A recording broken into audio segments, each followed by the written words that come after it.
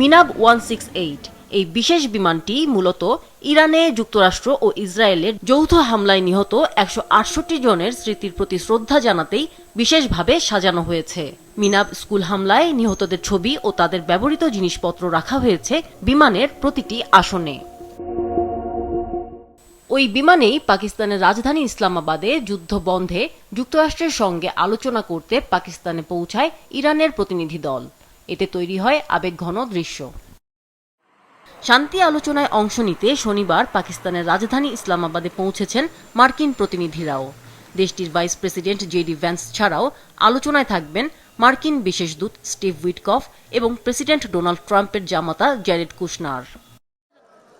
এদিকে আলোচনার আগেই ইরানের পার্লামেন্টের স্পিকার বাকের গালিবাফ বলেছেন, আলোচনার বিষয়ে ইরানের সদিচ্ছা থাকলেও যুক্তরাষ্ট্রের ওপর তাদের কোনো আস্থা নেই।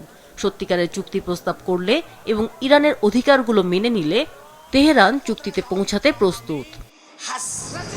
অন্যদিকে যুক্তরাষ্ট্রের প্রেসিডেন্ট ডোনাল্ড ট্রাম্প বলেছেন, আলোচনায় ইরানের পারমাণবিক কর্মসূচি গুরুত্ব পাবে। তবে এক কথায় ট্রাম্প জানিয়ে দিয়েছেন, ইরানের জন্য কোনো পারমাণবিক অস্ত্র নয়।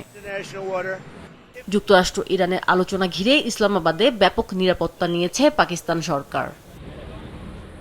এদিকে মঙ্গলবার ওয়াশিংটনে যুদ্ধবিরতি নিয়ে আলোচনায় বসবে লেবানন ও ইসরায়েল।